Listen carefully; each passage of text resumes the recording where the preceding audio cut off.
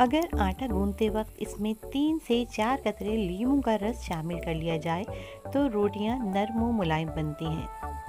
खस्ता और करारे चिप्स बनाने के लिए बनाने से पहले अगर आलूओं को काट कर नमक मिले पानी में मिलाकर कुछ देर के लिए रख दिया जाए तो इससे चिप्स खस्ता और करारे बनेंगे।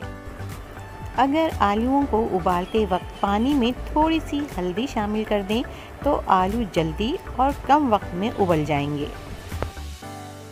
अगर आप बर्तनों को खूब चमकाना चाहती हैं तो थोड़ी सी इमली पानी में भिगो दें। थोड़ी देर बाद जब इमली नरम हो जाए तो खूब मल लें और बीज निकाल लें और इस इमली वाले पानी से बर्तनों को खूब रगड़ रगड़ कर धोएं।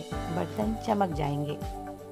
अगर कान में पानी चला जाए तो 2-3 कतरे प्याज का रस कान में डाल लें। इससे कान में दर्द नहीं होगा। अगर आप चावलों को ज़्यादा अरसे के लिए महफूज करना चाहती हैं तो चावलों को नमक लगाकर रखें। इस तरह चावल ज़्यादा देर तक महफूज रहते हैं और चावलों को कीड़ा भी नहीं लगता।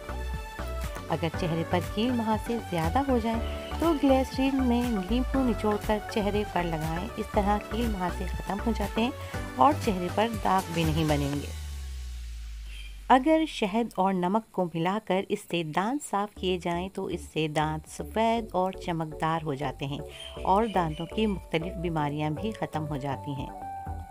अगर दूध में थोड़ा सा लीमू का रस मिलाकर चेहरे पर लगाया जाए तो इससे दाग धब्बे दूर हो जाते हैं और चेहरा निखर जाता है। खाना खाने के बाद अगर कोई फल खा लिया जाए तो इससे दांत साफ रहते हैं और दांतों को कोई बीमारी नहीं लगती।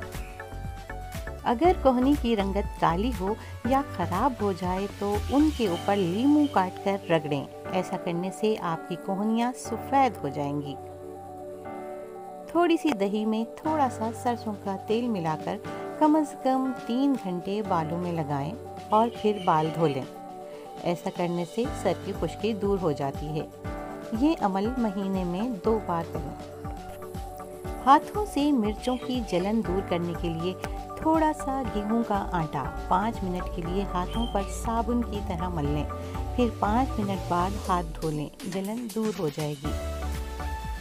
अगर आपके फ्रिज में किसी भी किस्म की बदबू आती हो तो 1 प्याली में सिरका डालकर फ्रिज में रख दें, बदबू ख़त्म हो जाएगी। एल्युमिनियम की चीज़ों पर से दाग दूर करने के लिए पिसा हुआ नमक पहले खुश्क और फिर गीला करके रगड़ें। ऐसा करने से चंद मिनट बाद दाग दूर हो जाएगा। इससे एल्युमिनियम वगैरह की अशिया पहले की तरह चमकने लगेंगी।